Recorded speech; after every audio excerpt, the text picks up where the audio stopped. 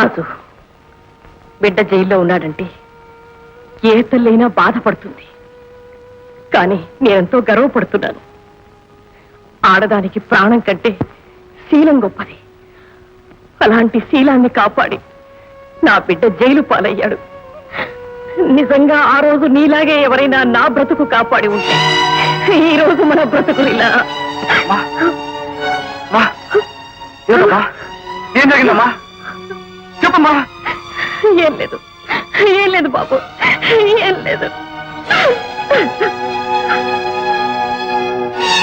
ఆ రోజు నీలాగే ఎవరైనా నా బ్రతుకు కాపాడి ఉంటే, ఆ రోజు నీలాగే ఎవరైనా నా బ్రతుకు కాపాడి ఉంటే, ఆ రోజు నీలాగే ఎవరైనా నా బ్రతుకు కాపాడి ఉంటే.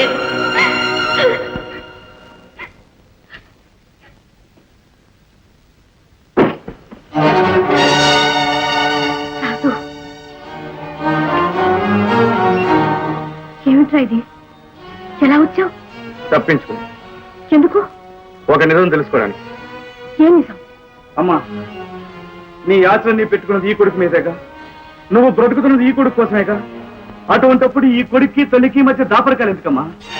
నన్ను అబద్ధం చెప్పొద్దన్నావు, మరి నువ్వెందుకమ్మా నిజం దాస్తున్నావు? ఏమిట్రా నిజం? ఏమీ తెలియనట్టు మాట్లాడకమ్మా. జైలు దగ్గర నువ్వు అన్నమాట మర్చిపోయావా? ఏ రోజు నువ్వు కాపాడినట్టే ఆ రోజు నా జీవితం ఎవరైనా కాపాడుంటే అన్నావు. లోకంలో ఎందరో పిరికి పందులు పారిపోయినట్టే నా తండ్రి నిన్ను విడిచిపెట్టి పారిపోయాడు అనుకున్నాను, కానీ దీని వెనక ఏదో కథ ఉందనుకోలేదు. చెప్పమ్మా, నేను అసలు ఎవరికి పుట్టాను? రాజు, నాకంటూ తండ్రి ఉన్నాడా లేదా? రాజు, ఉంటే ఎవరు? చెప్పమ్మా. రాజు, వెళ్ళిపో. నువ్వు ఇక్కడి నుంచి వెళ్ళిపో. నువ్వు చెప్తాగా నేను వెళ్ళను. రాజు, జైల్లో ఉన్నా గర్వపడే పనిచేసావనుకున్నాను. పారిపోయి వచ్చి సాధించుకునేటట్టు చేశావు. రాజు, వెళ్ళు, ఇక్కడి నుంచి వెళ్ళిపో, లేకపోతే నేనే నిన్ను పోలీసులు కప్ప. అమ్మా. రాజు, నా మీద నీకే మాత్రం గౌరవం. నా ముందు ఇక్కడి నుంచి వెళ్ళు. అమ్మా, వెళ్ళిపో రాజు, వెళ్ళిపో, ఇక్కడి నుంచి వెళ్ళిపో, వెళ్ళిపో.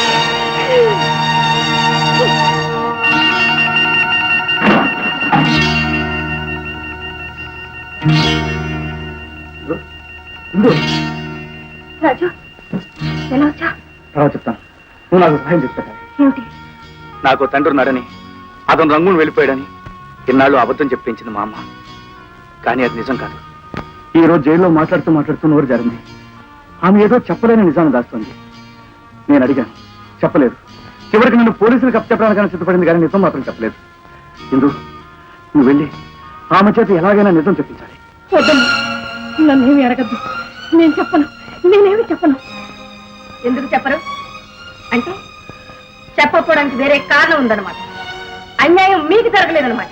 మీరే అన్యాయం చేశారన్నమాట. లేదు, నాకే అన్యాయం జరిగింది. నిజంగా మీకే అన్యాయం జరుగుంటే ఇంత అడిగినా చెప్పడానికి ఎందుకు భయపడుతున్నారు? నాకెందుకు భయం? తప్పు చెప్పిన వాడు భయపడికి ఏం చేశారు? నేనేం తప్పు చేయలేదు. చేయకపోతే చెప్పండి. మీకు ఆవేశం ఉంది కానీ అనుభవం లేదమ్మా. నా అనుభవం ఆవేశాన్ని చంపేసింది. గుండెల్లో మండే మంట మండి మండి ఒక్క గుండెనే కాలుస్తుంది. కానీ అది బయటికి వస్తే దానికి గాలి తోడైతే ఎన్నో గుండెల్ని కాలుస్తుంది. రాజు గురించి నువ్వు విన్నావు, కానీ నేను కన్నానమ్మా. రాజు గురించి నీకు తెలుసు, కానీ నేను పెంచానమ్మా. వాడు అన్యాయాన్ని చూడలేడు, అవమానాన్ని భరించలేడు. క్షణంలో అటు ఇటో తేలిపోవాలి. వాడికి నిజం తెలిస్తే తెలియాలి. తెలియనంత కాలం ఎవరెవరు మీరు చెప్పినందుకు జైలు నుంచి పారిపోయి వచ్చాయి. ఇక్కడ చెప్పినందుకు నా దగ్గరికి వచ్చాయి. ఇప్పుడు తెలియకపోతే తెలుసుకునేంత వరకు నిద్రపోరు. ఆ ప్రయత్నంలో ఎన్ని ప్రాణాలు పోతాయో ఆలోచించండి. నువ్వెవరో నాకు తెలియదు. ఆ మాట అనకండి. మీరు నన్ను చేరతీయకపోయినా పర్వాలేదు, కానీ ఈ బిడ్డకి మాత్రం దారి చూపించండి. వినలేదు. ఆ బిడ్డ తన బిడ్డ కాదన్నారు. నా ముఖమే చూడలేదన్నారు. బ్రతిమాలి విసిగిపోయాను. చివరికి ఎదురు తిరిగాను. సరే, ఈ బిడ్డ మీ బిడ్డ ఎలా కాడో మీకు నాకు ఎందుకు సంబంధం లేదో చూస్తాను. చూడు, ఒకవేళ నేను మర్చిపోయానేమో. రే, అమ్మగారిని తీసుకెళ్లి తోట గెస్ట్ హౌస్ లో బందోబస్తు చెయ్యి. అలాగే. అక్కడ కొన్నాళ్ళు ఉండు. బాగా ఆలోచించి నీకు వాడికి ఏదో ఒకటి చేస్తాను. ఏదో ఒకటి చేస్తాను అన్న మాటకు అర్థం నాకప్పుడు తెలియలేదు. ఒకరోజు రాత్రి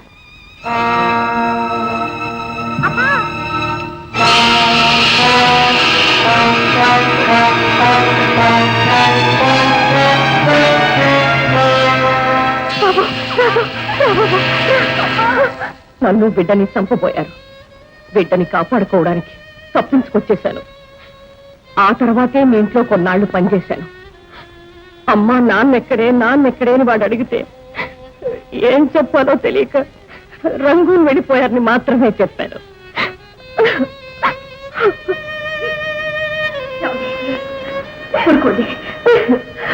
ఊరుకోండమ్మా.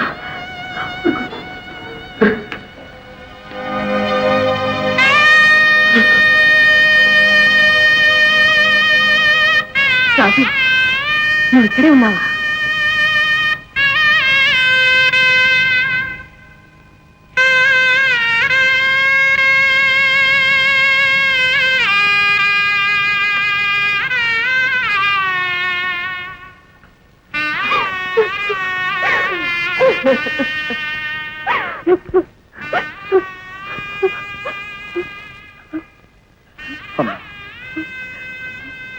ఇటువంటి పాపాత్ముడు చేసిన పాపానికి పుట్టానని సిగ్గుపడమంటావా?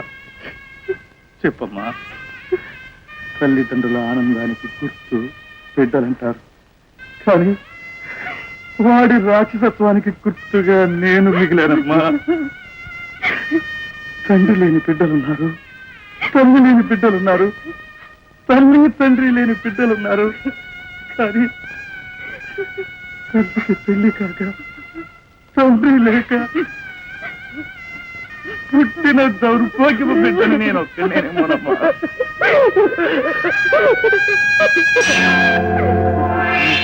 ఒక తండ్రి ఉండాలి, వాడెవరో తెలుసుకోవాలి, వాడి పాపం పండాలి. ఆ రోజే మళ్ళీ కలుస్తాను.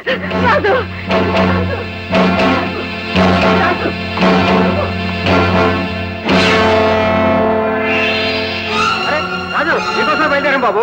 అయ్యగారితో మాట్లాడమంటున్నారు. అమ్మమ్మ, నువ్వు రాకపోతే పంపు మరిగిపోతుంది. కారెక్కు. అతనా? అవును. నీకు తెలుసా, వాడొక లోపలమ్మా. మరి అబ్బాయి పంచి పెడుతున్నాడేంటి? వాడి దగ్గరగా పనిచేసేది, అతని దగ్గర. రారాజు,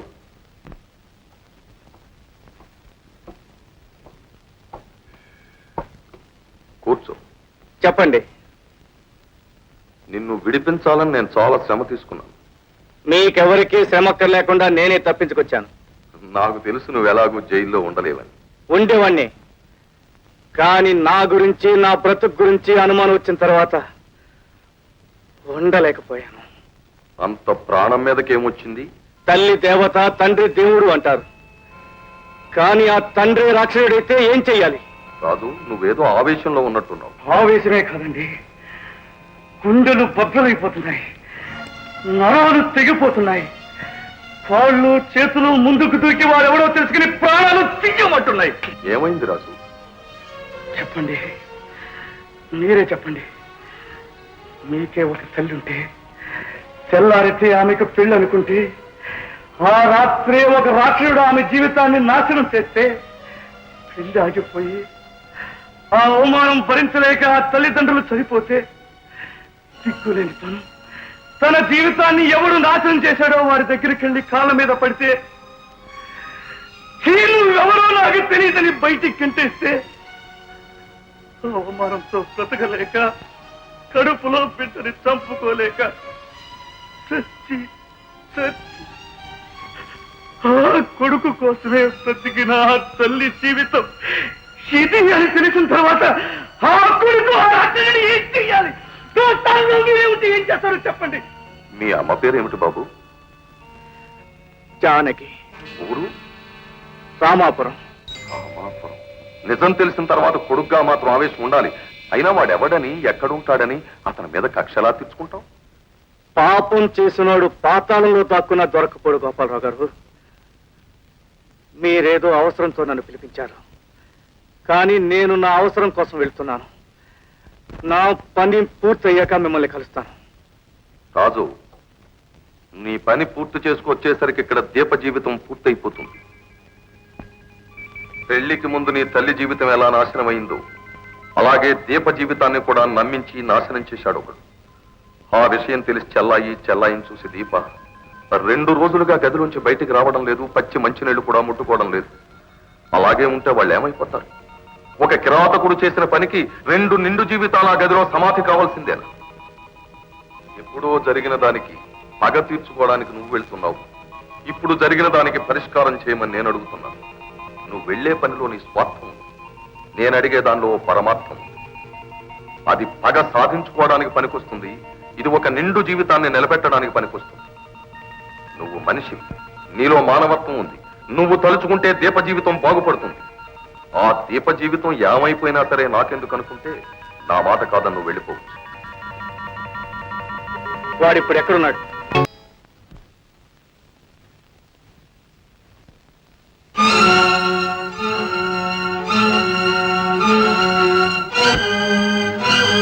ఎవరు మీరు? రాజు కావాలి. ఏ రాజు? మీ దగ్గర పనిచేసే రాజు. అతను మీకేమవుతాడు? ఆమెకు కొడుకు అవుతాడు. నీకు? ఏమైతే మీకెందుకు? ఉన్నాడా లేడా? అంత కోపం ఎందుకమ్మా? ఉన్నాడు. పంతులు, అయ్యా రాజు అమ్మ వాళ్ళు వచ్చారు. వాళ్ళ లోపలికి తీసుకెళ్లి రాజును చూపించి బందోబస్తు చేయి. అలాగేనండి. రండమ్మా, రండి రండి. అమ్మాయి ఇందు, రాజు అక్కడ ఎవరినో చంపేస్తున్నాడు. మనం తొందరగా వెళ్ళాలి. లోపల తర్వాత కలుద్దాం. రండి రండి. ఏమిటి రామారావు గారు అంత హడావుడి? పంతులు, అయ్యా వలలో పడినట్టే పడి జారిపోయారయ్యా. సరే, నువ్వు పోలీసులకి ఆ ఫోన్ బందోబస్తు చూడు, మిగతా బందోబస్తు నేను చూసుకుంటాను. పంతులు, అయ్యా వాడు జైలు నుంచి తప్పించుకొచ్చింది మన పని పట్టడానికేనయ్యా. అయితే వాడు ఆ బాబుగాడి పని చూసిన తర్వాత మీ పని చూస్తేనో? చూస్తే నో ఏమిటయ్యా? నో, అలా జరగడానికి వీల్లేదు. పోనీ ఓ పని చేద్దామా? ఏమిటి? వీడెళ్ళి ఆ బాబుగాడు పని చూస్తాడు. వీడు ఎలాగూ జైలు నుంచి తప్పించుకొచ్చాడు కనుక ఆ సంగతి పోలీసులకు ఫోన్ కొడితే వీళ్ళు లోపలికి దోసేస్తారు. ఆ తర్వాత మన బందోబస్తులో మనం ఉండొచ్చు. బ్రహ్మాండంగా ఉన్నాడయ్యా. ఆ, కానీ ఒకవేళ వాడు జైలు నుంచి నువ్వు నోర్మి, నువ్వు ఆ ప్రోగ్రామ్ మీద ఉండు, నేను వీళ్ళ బందోబస్తు మీద ఉంటాను. చూడు,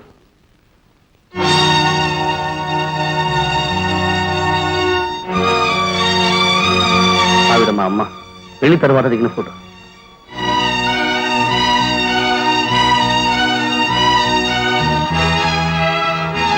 ఏమిటి? ఆయన పక్కన మీ అమ్మ? అవును, మా అమ్మే.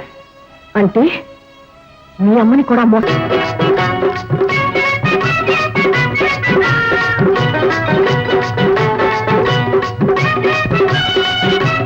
ఉంటే ఒళ్ళ పొలకరించి పోతా ఉంటే నాకు మెణుకు మెణుకు అంటా ఉంటే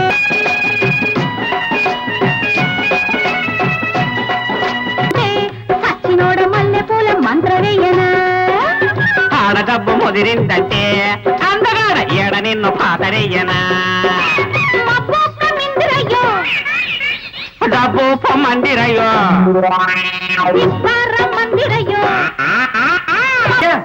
మీరు చచ్చారు, వాళ్ళిద్దరూ తప్పించుకున్నారు. మిమ్మల్ని చంపేడే ఖాయం. అయ్యా, ఒకవేళ మీరు చచ్చిపోతే నువ్వు పిండాకుడు పెడుతు గాని కర్తవ్యం ఏమిటో చెప్పు. కర్తవ్యం ఏముందండి? మీరు చావాల్సిందే. ఎన్నిసార్లు అంటావయ్యా పాడు మాట? జరగాల్సిందేమిటో చెప్పు. ఏమీ లేదండి, మీరు చచ్చినట్టు నటించాలి. నటిస్తే ఏముంది? మీరు చచ్చారు అనుకుంటారు, వాళ్ళు వెళ్ళిపోతారు, తర్వాత మీరు హాయిగా బతకచ్చు. అమ్మ దుర్మార్గుడా, ఎంత గొప్ప ఆలోచన అని. సరే పద. అయ్యా మరేం లేదు, ఒకవేళ మీరు చచ్చిపోతే మీ ఆస్తి అన్నం పెట్టి ఉమ్మేస్తావు చండాలురా. పద.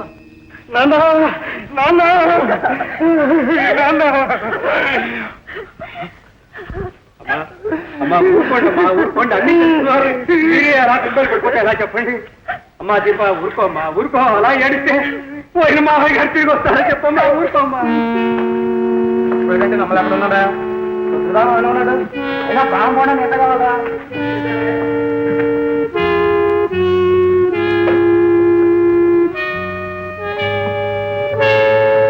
ఊరుకోండి, జరిగింది ఏదో జరిగిపోయింది. ఇక ముందు జరగాల్సిన కార్యక్రమం ఏమిటో చూడాలి. అమ్మ చూడండి, మీకు అయ్యగారు చెప్పారో లేదో, పోయే ముందు నన్ను పిలిచి, ఒరే పంతులు, నాకు క్రైస్తవ మతం అంటే అభిమానం, నన్ను అందరిలాగా తగలబెట్టొద్దు, పెట్టిలో పెట్టి పాతి పెట్టాలి అని చెప్పారు. చూడండి, అలా చేస్తేనే కానీ వారి ఆత్మకి శాంతి ఉండదు. మీరంతా లోపలికి వెళ్తేనే నా కార్యక్రమం చూసుకోవాలి. బాబు నండి, ఈ పని అత్తయ్య లోపల తీసుకెళ్ళి బాబు, లోపలికి తీసుకెళ్ళి. వెళ్ళండి అమ్మా, వెళ్ళండి.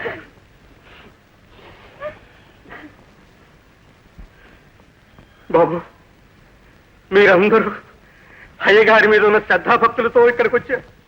వారిని చూశారు, మీ దుఃఖం వ్యక్తం చేశారు. ఇదంతా అయ్యగారు బతుకుంటే వారు చూసి ఎంత ఆనందించేవారు. చూడండి బాబు, నేను అయ్యగారిని పాతిపెట్టే కార్యక్రమం చూసుకోవాలి. మీరంతా ఒక్కసారి బయటకు వెళ్ళండి. అయ్యా పేరు గారు, ఆ పెట్టే కారు ఏర్పాటు చేయించండి.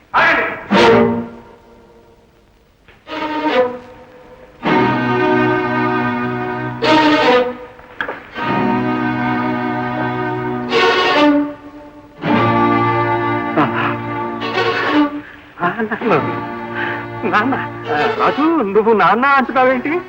అదో పెద్ద కథ పంతులు గారు. ఈయనే మా నాన్న, ఆవిడ మా అమ్మ. అమ్మ మరి ఇంతకాలం చెప్పలేదే?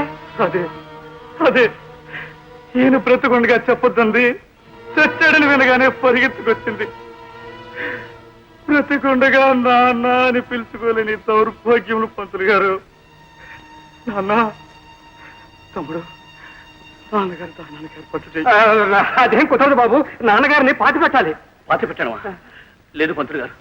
మా నాన్నగారు హిందూ, మా అమ్మ హిందూ, మా అన్న హిందూ, నేను హిందూ, మనమంతా హిందువులు. హిందూ ధర్మశాస్త్ర ప్రకారం నాన్నగారిని కట్టెల మీద పెట్టి తగలబెట్టాల్సింది. లేదు బాబు, నాన్నగారు తన వీరునామాల రాశారు బాబు. వీలు లేదు, నామా లేదు. మా నాన్నగారికి పాడి కట్టాల్సిందే, మేము మొయ్యాల్సిందే. వీరిని కట్టెల మీద పడుకోబెట్టాల్సిందే, మేము కొరివి పెట్టాల్సిందే. లేకపోతే కొడుకులు కాబట్టి ఏం ప్రయోజనం పంతులు గారు? తమ్ముడు, పాడి ఏర్పాటు పాడి కుదరదు బాబు. ఎందుకెవరో అది చెప్పారో వాళ్ళకు కూడా పాడి కడతాను. తమ్ముడు వెళ్ళు. అయ్యగారు ఈ భారాలు చూస్తూ ఇంటి కూర్చున్నారా?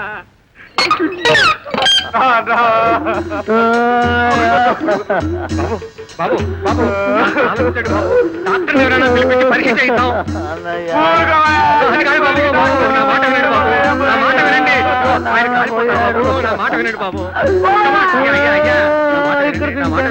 మీరే వినండి బాబు.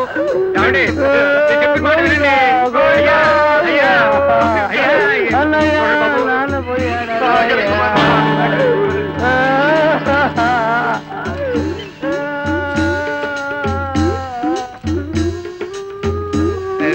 ఇదిగో బాబు, బాబు చూడండి, ఇగో మొన్న పేపర్లో ఒక వార్త చదివాను. అందులో ఒక శవాన్ని ఇలాగే కట్టెల మీద పెట్టగానే లేచి కూర్చుంటట. అలా అయ్యగారు కూడా లేచి కూర్చుంటారేమో. బాబు, గంట నిదానించండి బాబు. నిదానికి లాభం లేదు పంతులు గారు. అలా లేచి వచ్చిన ఆత్మకు శాంతి లేదంటారు. అన్నయ్య అంటించేసి బాబు, బాబు, బాబు, నా మాట వినండి బాబు, నా మాట వినండి బాబు. ఈ ఒక్క మాట. అయ్యా, వచ్చారా? సమయానికి వచ్చి నన్ను రక్షించారు, లేకపోతే ఈ శ్మశానానికి బలైపోతాం. మంత్రు, నా కళ్ళతోడు ఎక్కడ? ఈ ఇన్ఫర్మేషన్ మీకు ఎలా మీ అబ్బాయి ఫోన్ చేశాడు. అరెస్ట్ చేయండి. కొంచెం ఆగండి, మీరేం చెప్తారు చేస్తారు. వీడు చంపిదాకా వదిలేండి. ఒక మనిషిని చంపడానికి నీకు అధికారం లేదు. ఎందుకు లేదు? వీడు అతని తల్లిని మోసం చేశాడు, నా తల్లిని మోసం చేశాడు. అది కోర్టులో తెచ్చుకోండి. గోపాలరావు గారు మీకు భర్త? అవును. పెళ్లి చేసుకున్నారా? లేదు. పోనీ తాళి కట్టారా? లేదు. మరి ఈ తాళి ఎవరు కట్టారు? నేనే కట్టుకున్నాను. మీరు కట్టుకోవడం ఏమిటి? ఆయన కట్టలేదు కనుక. ఎందుకు కట్టలేదు? పెళ్లి చేసుకోలేదు కనుక.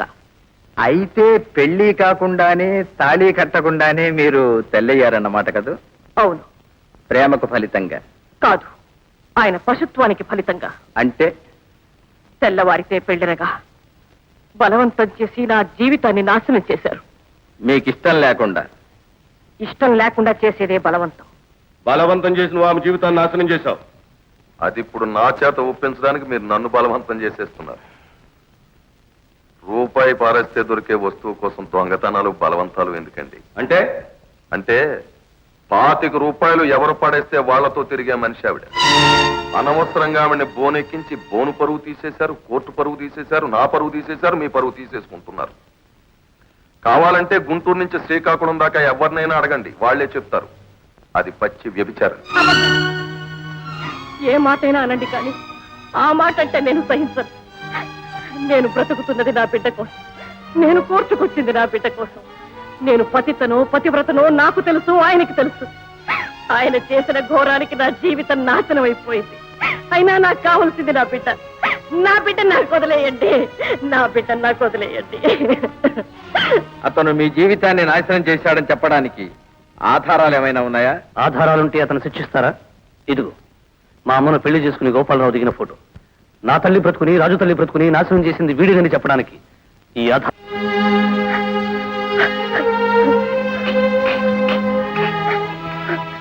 కోర్టుకు కావాల్సింది కన్నీళ్లు పెడబొబ్బరు కాదు, సాక్ష్యాలు ఆధారాలు కాగితాల మీద ఉండాలి. లాయరు బుర్రన్నవాడైతే చచ్చినోడిని బతికించనుగలడు, బతికున్నవాడిని చంపేనుగలడు. కోర్టుకెళ్ళడం నాకు అలవాటు, నా దగ్గర కుప్పిగంతులు వేస్తే ఎలా? ఏమిటో ఈవేళ మనస్సంతా ఆనందంతో డాన్స్ చేస్తుందయ్యా.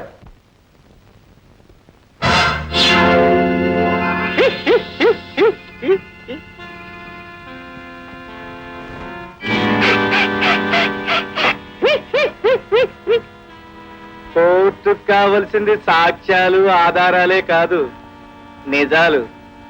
ఆ నిజాలు చెప్పించడానికి ఒక్కొక్కసారి కన్నీళ్లు కార్పించాల్సి వస్తుంది, పేడబొబ్బలు పెట్టించాల్సి వస్తుంది. కోర్టుకి చెవులే కాదు, కళ్ళు ఉంటాయి. నిజాలు చెప్పించడానికి తుపాకీల్లో గుళ్ళు ఉంటాయి. చెప్పు, నిజం చెప్పు. నువ్వు మా అమ్మని చూడలేదు? చెప్పు. మా అమ్మను నువ్వు పెళ్లి చేసుకోలేదు? మా అమ్మ ఎవరో నీకు తెలీదు? మా అమ్మను వ్యభిచార కుంపలో చూసావా? చెప్పు చెప్పు చెప్పు చెప్పు చెప్పు. లేవండి.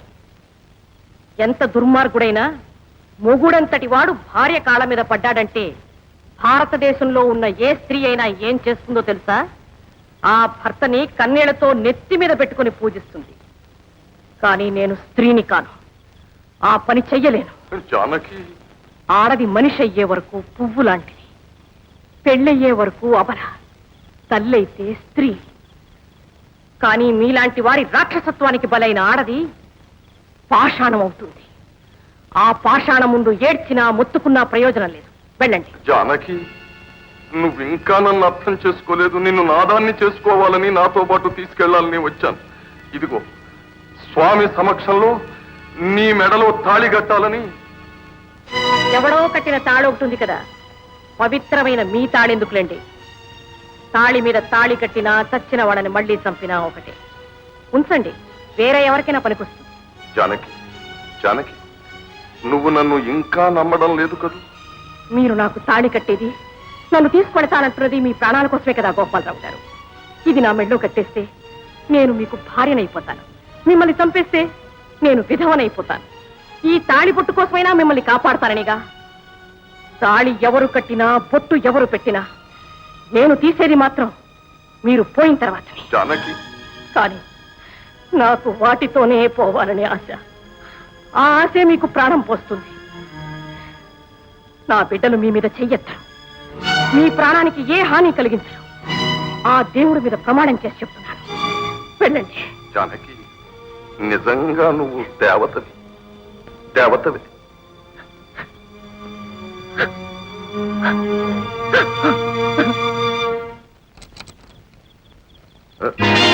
బాబు, బాబు, ఇప్పుడే మీ అమ్మతో మాట్లాడుస్తున్నాను. రండి, మీ అమ్మ దగ్గరికి తీసుకెళ్తాను. అమ్మ దగ్గరికి మమ్మల్ని తీసుకెళ్ళక్కలేదురా, అటొకటి ఇటొకటి పొడిచి నిన్ను మేమే తీసుకెళ్తాం. రాజు, ఆయన్ని వదిలేయండి.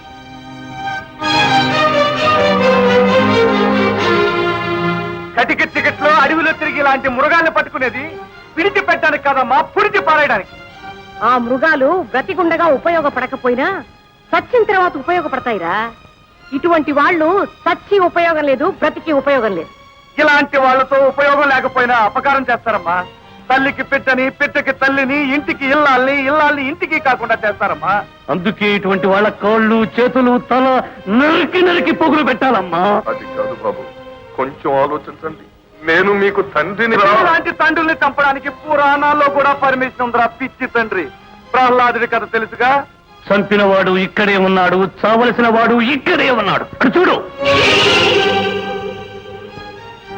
లేదు బాబు, నేను చేసిన పాపాలకి చాలా సిగ్గుపడుతున్నాను. సిగ్గుపడితే చేసే పాపం పోదురా. నువ్వు చేసిన పాపానికి నేను పుట్టాను, నేను పుట్టిన పాపానికి నా తల్లి పతితయింది.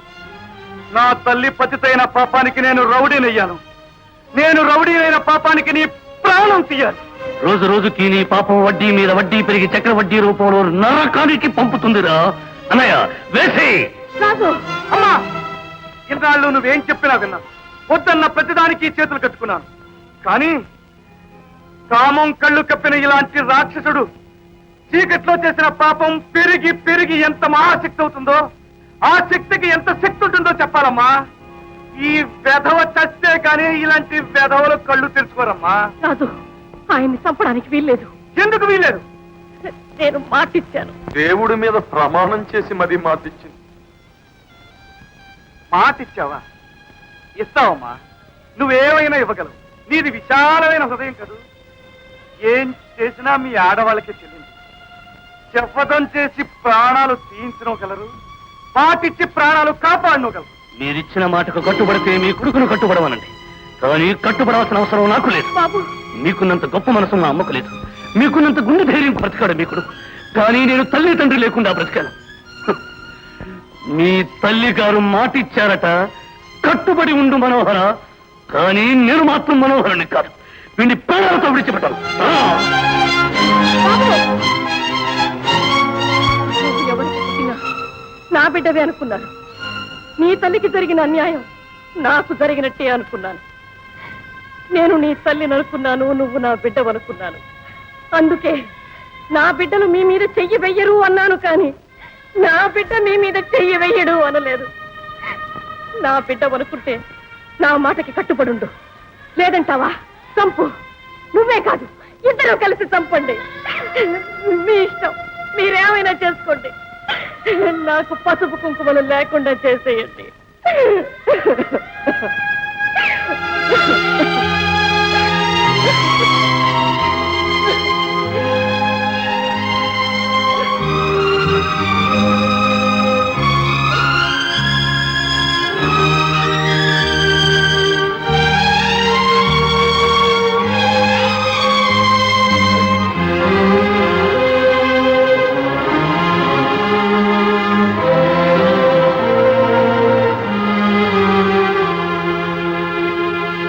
అన్నయ్య, అన్నయ్య, ఏమిటిది?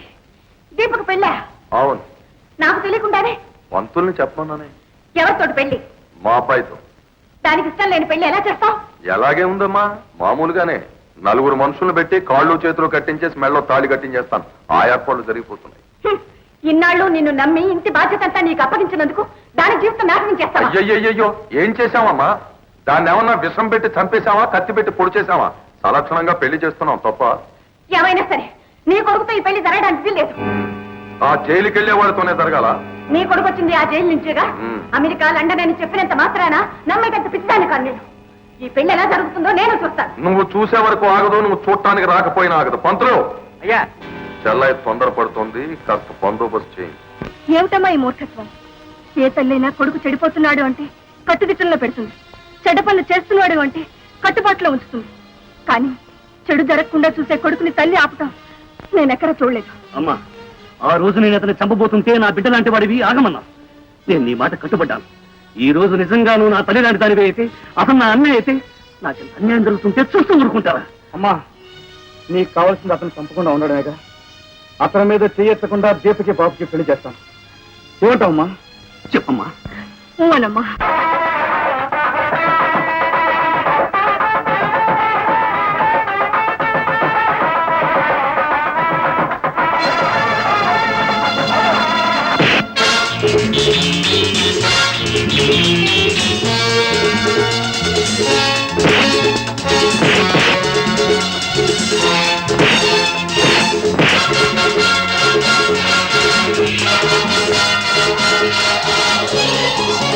Thank you.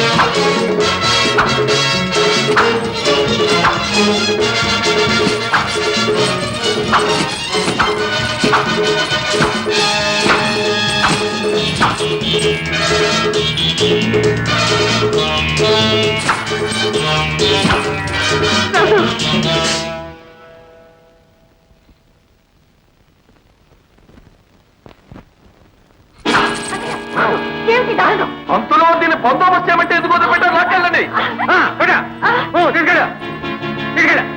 అయ్యా పోలీసులు వస్తున్నారు, పోలీసులు. అయితే ఆ బందోబస్తును చూడు. రే, పోలీసులు వస్తున్నారట. ఎక్కడిదక్కడ బందోబస్తు చేసేయండి. ఆపండి ఆపండి ఆపండి ఆపండి ఆపండి బాబు, ఆపండి ఆపండి ఆపండి. ఆపండి, పెళ్లి ఇక్కడ జరగడం లేదండి, ఆ కొండ మీద చేస్తున్నారు. నువ్వు చెప్తే నమ్మేటంత పిచ్చివాళ్ళం అనుకున్నా. పోనే.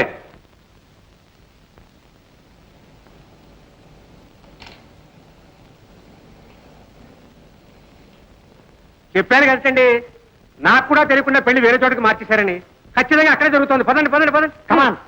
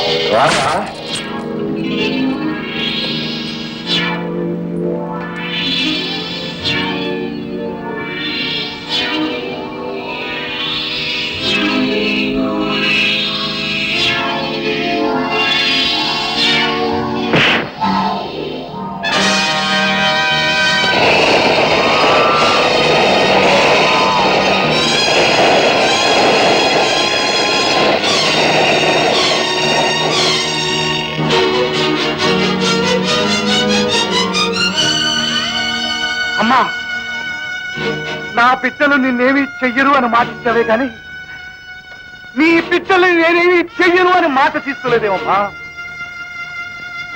అందుకే కదమ్మా నాతో పాటు నీ బిడ్డ కాని బిడ్డను కూడా తాగుపోతున్నాడు. చెప్పమ్మా, ఇప్పటికైనా ఊ అను, ఊ అనమ్మా. అమ్మా, నీ స్వార్థం కోసం, నీ పసుపు కుంకుమ కోసమే చూస్తున్నావు. చూడమ్మా ఎంత ఘోరం చేస్తున్నాడు. ఇప్పటికైనా ఊ అనమ్మా. ఈ ఇటుకలతోటి వారి సమాధి కడతాను. రావాల్సిన చుట్టాలంతా పిలవకుండానే వచ్చేశారు. ఆ దీప పెళ్లి బందోబస్తు చేసేయండి.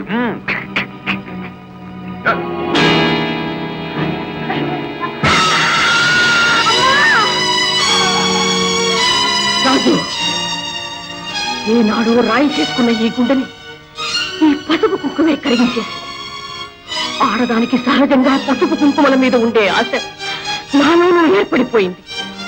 ఆ ఆశ ఈ రోజు కొందరి జీవితాన్ని నాశనం చేస్తోంది. వీల్లేదు, వీల్లేదు. నా స్వార్థం కోసం ఈ దుర్మార్గుడు ఇంకా బ్రతికి ఎందరో ఆడవాళ్ళ జీవితాన్ని నాశనం చేయడానికి వీల్లేదు. వెళ్ళు రాజు, వెళ్ళు.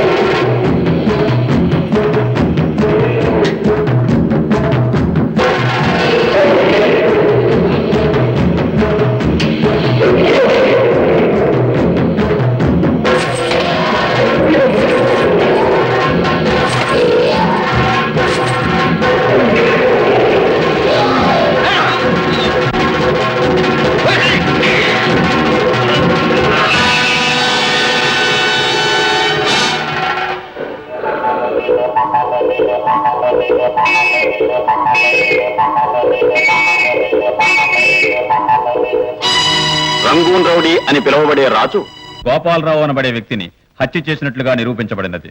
కానీ హతుడైన గోపాలరావు రాజు తల్లికి, బాబుని పిలువబడే మరో వ్యక్తి తల్లికి, మరికొందరు ఆడవాళ్లకు చేసిన అన్యాయాలను బట్టి ముద్దాయి రాజు గోపాలరావును ఉద్దేశపూర్వకంగా గాక ఉద్రేకపూర్వకంగా హత్య చేసినట్లు కోర్టు వారు భావించి ఇండియన్ పీనల్ కోడ్ సెక్షన్ 302 ప్రకారం ముద్దాయి రాజుకు 3 సంవత్సరాల కఠిన కారాగార శిక్ష విధించడమైనది.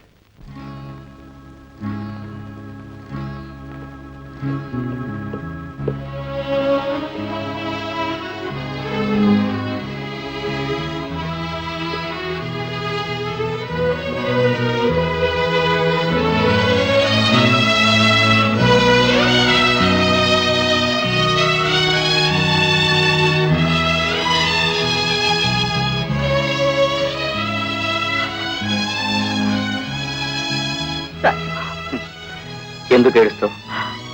నేను తప్పు చేయలేదు. మంచిని ఎంతో కాలం కటకటాలనుకుంటలేరు. అన్నయ్య, వచ్చేస్తాను తమ్ముడు.